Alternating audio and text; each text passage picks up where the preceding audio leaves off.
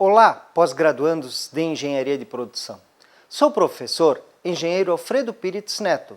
Trabalharei com vocês a disciplina Gestão de Processos de Produção. Durante esta videoaula, trataremos de pontos importantes para o engenheiro de produção em relação à sua prática dentro da indústria. Vamos começar?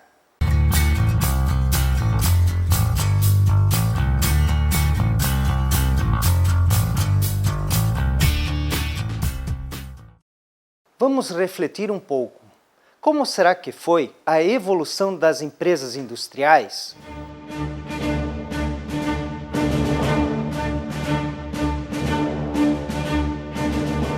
Como será a evolução das atividades do engenheiro de produção? O que precisamos fazer e aprender para continuarmos exercendo a função? Vamos refletir. Eu gosto muito de filmes de ficção científica, tipo Minority Report, Eu, Robô, Star Wars, Substitutos, A Ilha. Nesses filmes, verificamos diversas situações futuras e, assim, surgem algumas dúvidas. O que os seres humanos estarão fazendo? Como será o trabalho neste futuro? Como serão as fábricas no futuro? Todas essas questões relacionadas ao futuro das fábricas são importantes no momento atual, mas essas mesmas questões surgiram lá no início da Revolução Industrial, na Inglaterra, porém de outra forma, com outras problemáticas. Olhe a linha do tempo que estamos apresentando na tela, sobre a evolução das abordagens administrativas e ferramentas da produção. Você pode ver que a evolução foi muito grande, tanto em termos de abordagens administrativas da produção, como tecnologias de produção e de sistemas. Precisamos compreender a evolução histórica dos sistemas produtivos, para que possamos interagir, analisar e estudar melhorias. Mas sempre lembrando que o passado também pode contribuir para o nosso futuro. Assim, estude as contribuições de Taylor e Fayol, conheça o modelo Toyota, a contribuição de Henry Ford e, mais atualmente, os sistemas Six Sigma e Lean Manufacturing. O sistema moderno de gestão da produção tem um pouco da evolução de cada escola, desde os conceitos de linha de produção seriada de Ford até os sistemas de produção automatizados e o Lean Manufacturing. Temos muito ainda a aprender sobre o sistema de gestão. Para fechar esta unidade, apresentamos na tela algumas sugestões de livros que você poderá pesquisar sobre gestão da produção. Vamos a seguir falar um pouco mais sobre estratégias de produção e decisão. Bons estudos!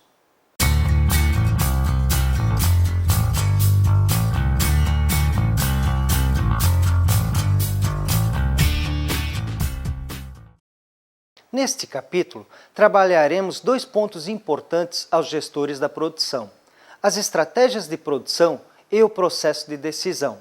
Freitas define estratégias de produção como sendo conjunto das ações de planejamento, gerenciamento e controle das atividades operacionais necessárias à obtenção de produtos e serviços oferecidos ao mercado consumidor. A gestão pode ser classificada ainda como a gestão da rotina e gestão estratégica da produção. Observe na tela os principais pontos.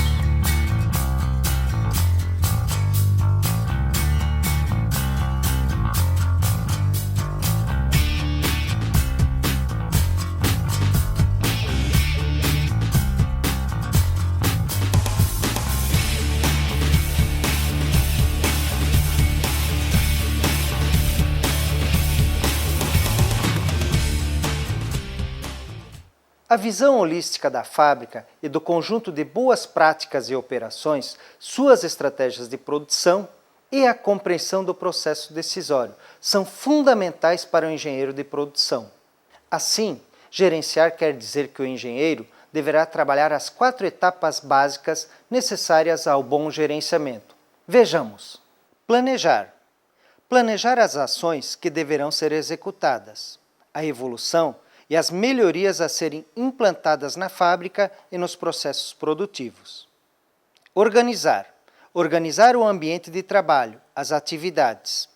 Tanto uma empresa bem organizada quanto um profissional organizado são condições que auxiliam o processo de gestão. Uma ferramenta interessante para trabalhar a organização industrial é o 5S. Dirigir. Dar direção ao grupo, à equipe. Uma palavra importante é liderar, dar o exemplo à sua equipe. A liderança é fundamental para quem quer ser um bom gerente. Controlar. O controle é fundamental para atingirmos o sucesso em gestão, pois, sem controle, não gerenciamos nada. Pois, como vamos saber se estamos atingindo os nossos objetivos se não os controlarmos? Apresentamos agora um vídeo falando sobre o tema indicadores, no qual se destaca a importância de termos ferramentas adequadas para medir e controlar as atividades. Alguns pontos importantes a respeito dos indicadores. Bom, primeiro, não é a quantidade de indicadores que importa. Não adianta você dizer que tem bastante indicadores nos teus processos. Não adianta você dizer que a tua organização tem muitos indicadores. Ela deve ter poucos, porém importantes. O que interessa é que realmente deva ser medido aquilo que é relevante para a empresa ou para o processo.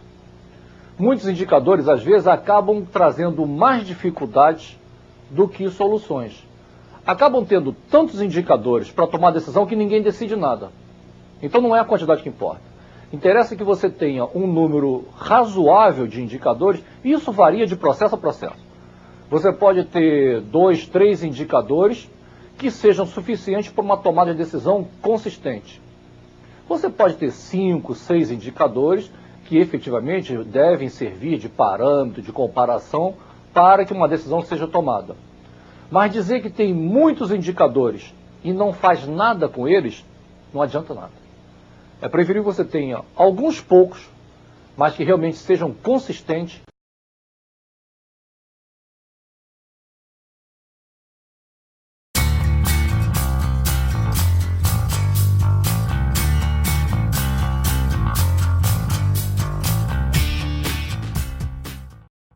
A tecnologia tem influenciado em muito as áreas produtivas das empresas. As pressões sobre a mudança de tecnologia podem vir de 3 frentes, conforme você pode observar na figura apresentada na tela. Podem ser inovações nos produtos produzidos pela empresa, as mudanças tecnológicas nas máquinas e equipamentos e nos sistemas de suporte através de softwares e metodologias de produção. A tecnologia produtiva tem evoluído muito nos últimos anos, principalmente por inserção de novas tecnologias de comando numérico, desenvolvimento de automação industrial, sistemas de controle automatizados, entre outros. Mas não podemos esquecer que também precisamos preparar a mão de obra para acompanhar essa evolução. Assista agora a um vídeo de uma linha de produção. Procure observar como a tecnologia com soluções logísticas de transporte e manuseio de materiais foram trabalhados nesta fábrica. Bom filme!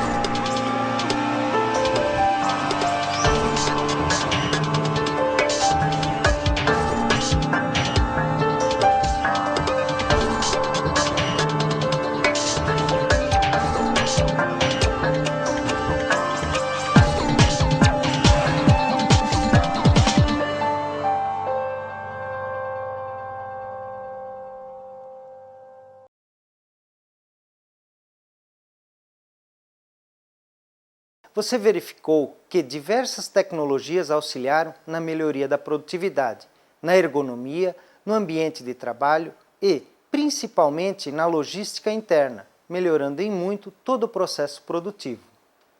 Você também pôde observar durante o filme a postura dos funcionários da linha de produção, em que esses possuíam dispositivos para auxiliá-los ergonomicamente na execução de suas atividades. Um outro ponto importante a destacar no vídeo é a logística interna das atividades nos postos de trabalho, já que o material de manuseio está próximo aos postos de trabalho. Deixo aqui uma reflexão para vocês. O que podemos fazer para melhorar os processos internos de nossas empresas?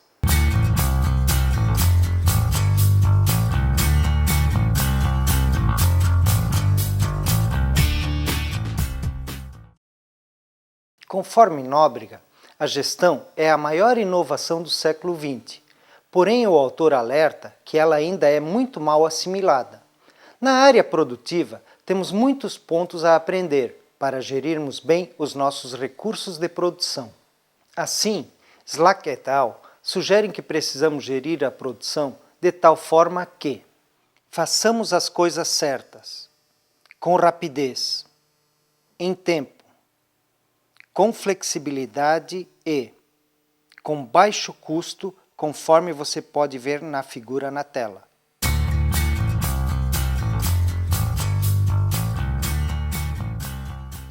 As principais atividades trabalhadas pelo gestor são gestão da demanda, planejamento do negócio, planejamento operacional, envolvendo o planejamento das necessidades de material e de capacidade de recursos, controle da produção. Você pode ver a relação entre essas atividades na figura apresentada na tela.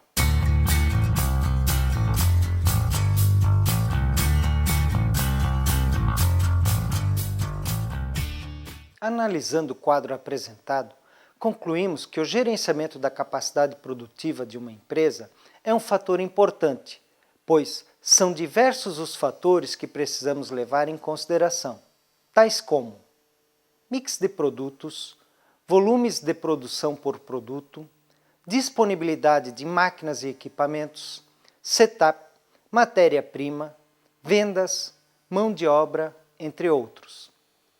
Estude também, em seu caderno, o efeito Forrester, ou também conhecido como efeito chicote, que pode lhe ensinar alguns pontos a mais a serem levados em consideração no processo de gestão da capacidade produtiva.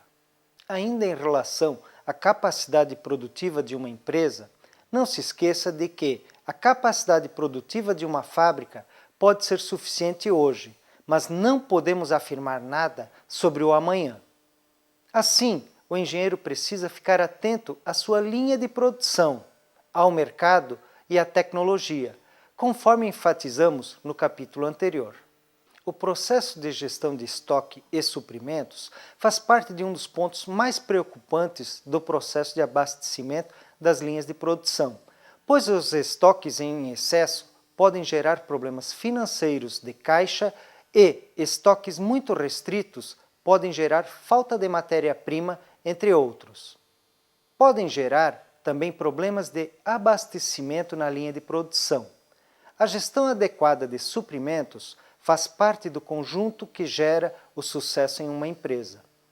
Nessa linha de raciocínio que traçamos, percebemos que o maior desafio dentro do setor de compras é a busca constante do equilíbrio entre o nível de estoque da empresa com os recursos financeiros disponíveis.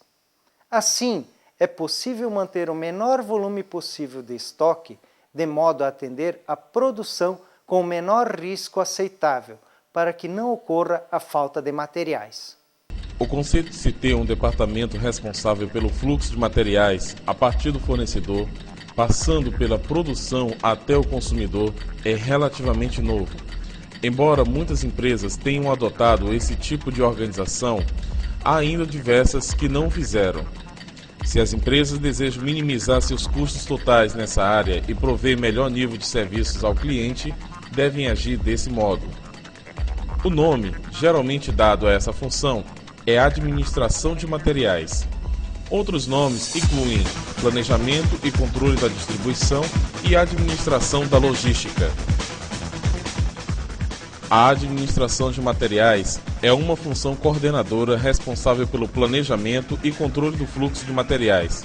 Ela pode fazer muito para melhorar os lucros de uma empresa. O objetivo básico é suprir os diversos setores da empresa com os materiais de que necessitam com a qualidade requerida, na quantidade correta, no instante adequado e no local apropriado ao mínimo custo. Tais ações da administração de materiais visam minimizar o investimento em estoques, prever necessidades e disponibilidade de materiais, assim como as condições de mercado, manter contato permanente com fornecedores, tanto atuais como em potencial, verificando preços, qualidade e outros fatores que tenham influência no material e nas condições de fornecimento. Pesquisar continuamente novos materiais, novas técnicas administrativas, novos equipamentos e novos fornecedores. Padronizar materiais, embalagens e fornecedores. Controlar a disponibilidade de materiais e situação dos pedidos, tanto em relação a fornecedores como em relação à produção da empresa. Obter segurança de fornecimento. Obter preços mínimos de compra.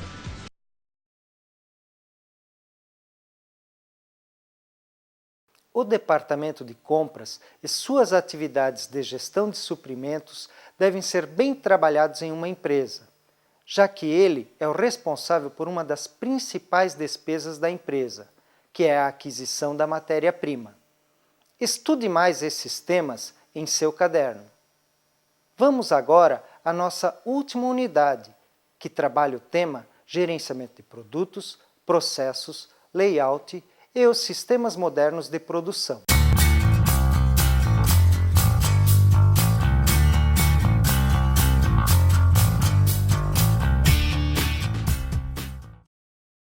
O gerenciamento de produtos, processos, layout e os sistemas modernos de produção são temas que estão constantemente em voga nos meios da produção.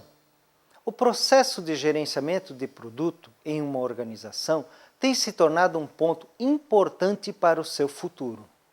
Você irá estudar neste capítulo 4 ferramentas importantes para analisar produtos e que servem para nos ajudar a identificar possíveis soluções em relação a tendências de produtos, identificar a fase do ciclo de vida em que os produtos se encontram, estratégias de preço, entre outros. São elas: análise do ciclo de vida do produto, CVP, análise da matriz BCG, ou também conhecida como matriz de participação de mercado, análise da ferramenta de posicionamento preço-qualidade, análise da vantagem competitiva. Junto com os produtos que vamos produzir em nossa linha de produção, precisamos também nos atentar em relação ao layout da linha de produção nas fábricas. Recentemente, em uma aula na engenharia de produção, um aluno trouxe o seguinte exemplo. Em um projeto de ampliação da capacidade produtiva, identificou-se que com a mudança de layout, a empresa ampliou a sua capacidade de produção de 30 mil litros diários de tinta para 50 mil litros. Trabalhar o layout produtivo exige grande conhecimento de processos, ferramentas de análise e dedicação, pois geralmente a mudança de um layout tem custos elevados para a organização.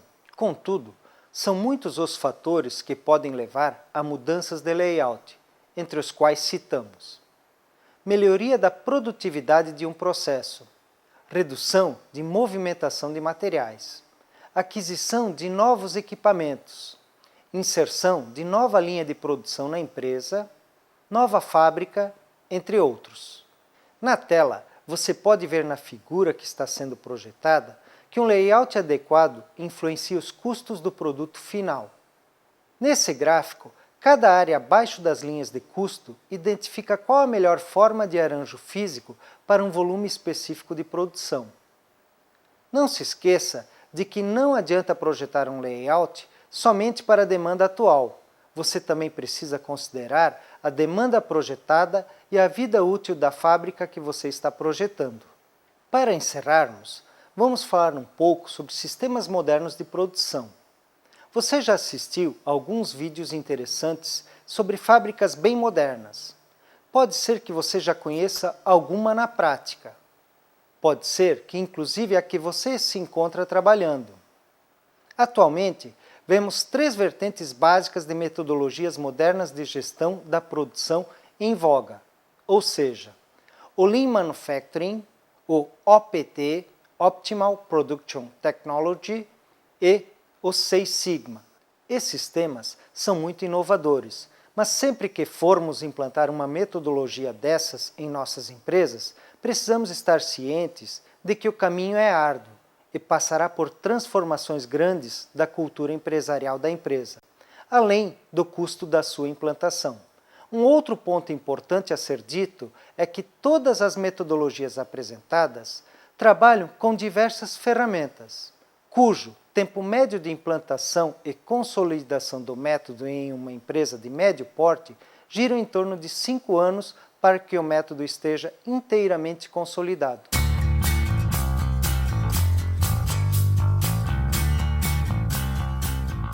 As organizações vêm se transformando em função da grande competição do mercado. Os clientes estão querendo cada vez mais produtos diferenciados e a um custo cada vez mais baixo. Diferenciação antigamente nos dava o privilégio de ter um produto com custo mais elevado, certo? Agora, essa diferenciação quista pelos clientes é um produto diferente dos outros do mercado, entretanto com um custo mais próximo dos outros do mercado. Você não ganha somente com um produto novo, você ganha com um produto competitivo, você ganha com um produto com qualidade. Então, a engenharia saiu dos escritórios para desenvolvimento de produto para escritório de desenvolvimento de fábricas. Com esses desenvolvimentos de fábricas, nós conseguimos entrar no mercado de maneira competitiva e com qualidade.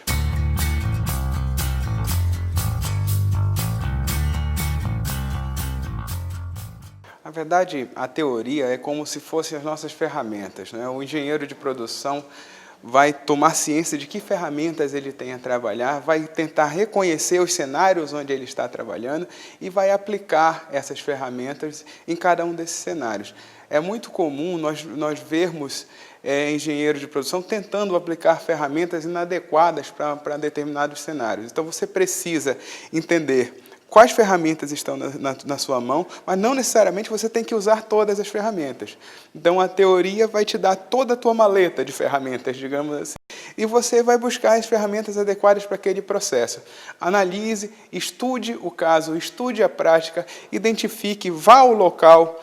Não fique trabalhando somente no escritório, vá ao local. Os japoneses costumam dizer vá ao gemba, vá ao local do trabalho, né? Vá ao local onde as coisas acontecem. E, a partir disso, você vai saber mais claramente que ferramentas você vai poder utilizar.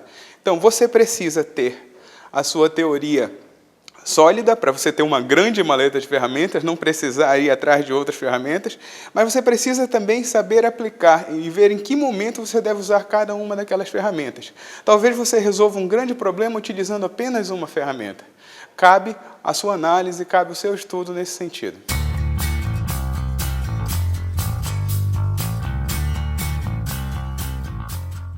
Bem, é curioso a gente chamar de sistemas modernos de produção, que até o Lean Manufacturing ele apareceu em meados do século passado na Toyota, né?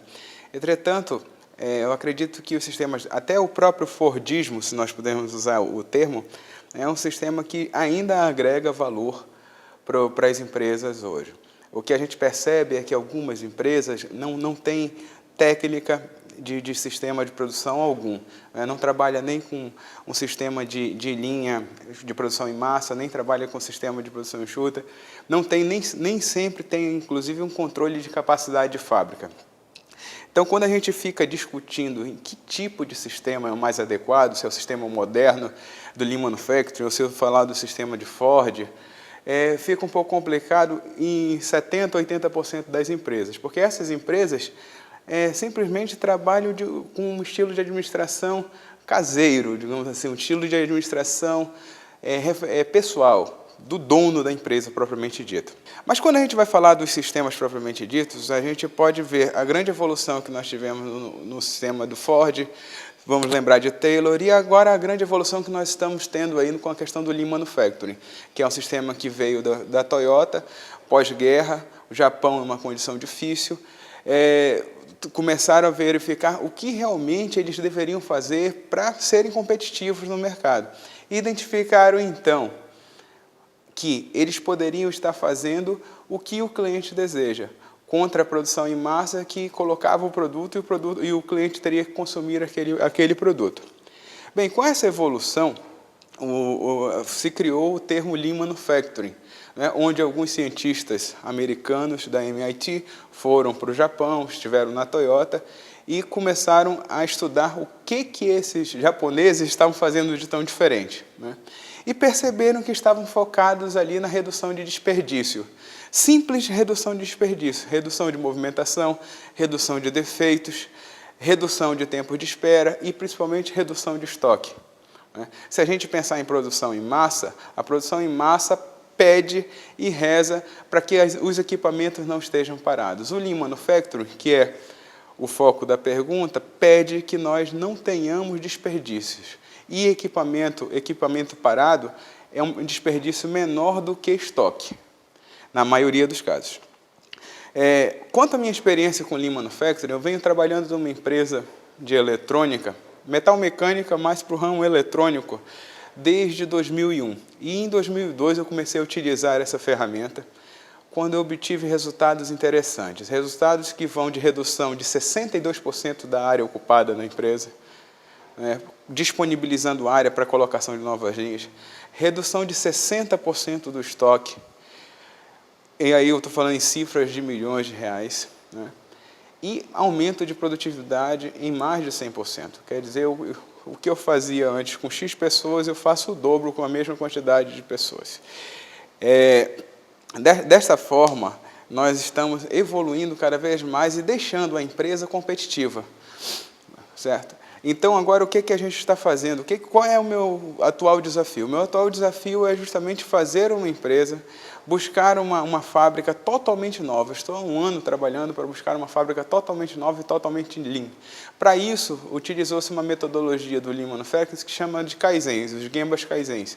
Justamente como eu falei na pergunta anterior, levar o pessoal para o local onde as coisas acontecem, levar para o chão de fábrica, levar toda a equipe para o chão de fábrica, seja equipe de engenharia, seja equipe de processos, seja equipe de qualidade, seja equipe da própria fábrica, e lá essa equipe discutir como reduzir aqueles desperdícios, como eliminar.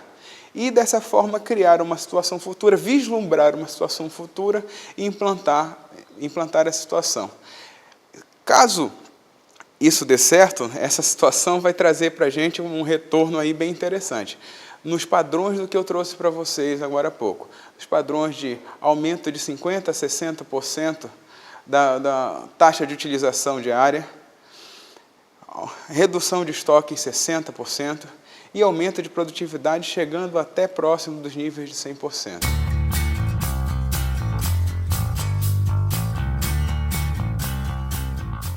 Em resumo, crie a sua receita, né? Não utilize receitas prontas. Dê o seu toque, dê o seu tempero, que você com certeza vai ter resultados melhores do que se você simplesmente pegar uma metodologia e tentar implantar na sua empresa, certo? Use o seu lado pessoal para você ser diferenciado. Convido você, acadêmico, a aprofundar seus conhecimentos a partir do caderno de estudos. Faça um bom aproveitamento dos conhecimentos ali trabalhados, pois o nosso país precisa de profissionais de ponta para fazê-lo crescer. Um forte abraço e sucesso nas próximas disciplinas.